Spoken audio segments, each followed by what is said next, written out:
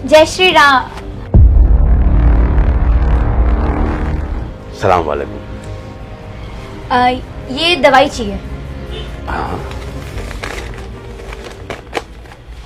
अरे ये तो मुस्लिम है, मैं इसके हाथ से दवाई कैसे ले सकती हूँ? मुझे कोई दवाई नहीं चाहिए, मुझे मेरा पर्चा वापस दो।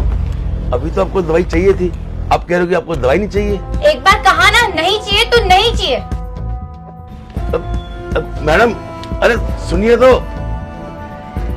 या अल्लाह, क्या लड़की थी। एक्सक्यूज मी, ये दवाई देना। मैडम ये दवाई ना हमारे पास नहीं है, आप कहीं और मेडिकल शॉप से ले लीजिए। लेकिन क्यों नहीं है? इतनी बड़ी दुकान खोल के बैठे, आपके पास एक दवाई नहीं है, बेच दो फिर इसे। अरे मैडम मैंने बोला ना आपको कि ये दवाई नहीं है हमारे पास, आप कहीं और से ले लीजिए।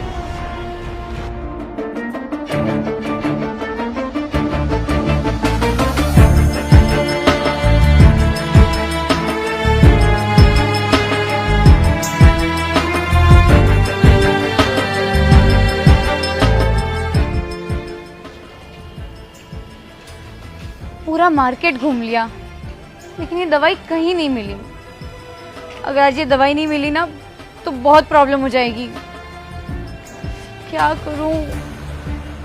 लगता है उस मुस्लिम के पास ही वापस जाना पड़ेगा।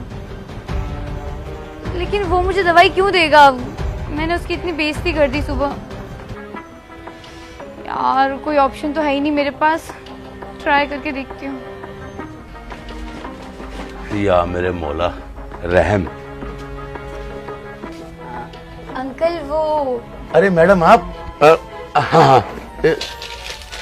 ये लीजिए आपकी दवाई और आपके 400 रुपये हो गए। लेकिन अंकल आपको कैसे पता मैं यही दवाई लेने आई हूँ?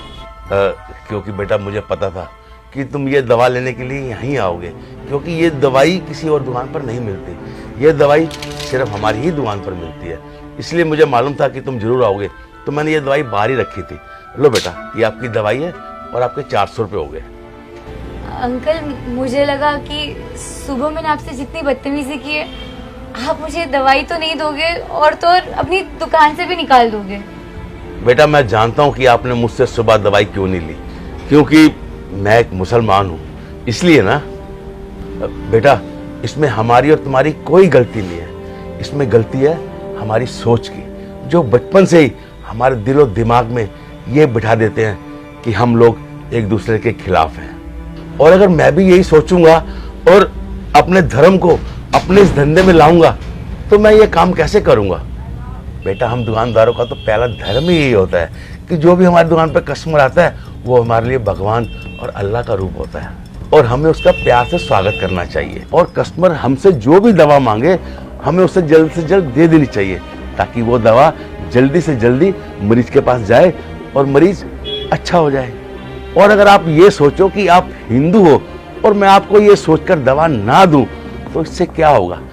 इससे हमारा भाईचारा और खराब होगा, और मैं ऐसा इंसान बिल्कुल भी नहीं हूं। बेटा मेरी दुकान में ना हर कस्टमर सबसे पहले मेरे लिए एक इंसान है, उसके बाद वो हिंदू हो, सिख हो, मुसलमान हो या ईसाई हो। मैं आशा करता हूं कि तुम्हें मेरी बात समझ में आई होगी।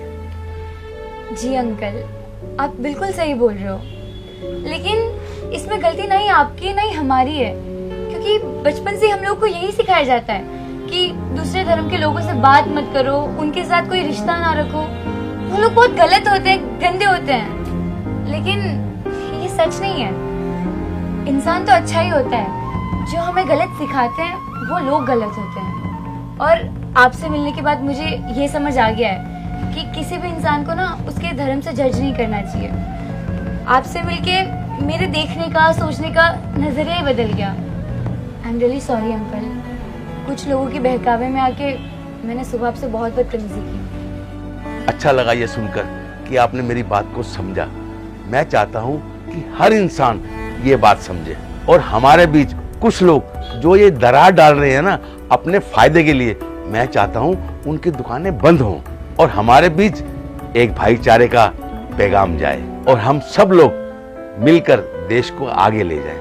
हाँ, ये रही आपकी दवा।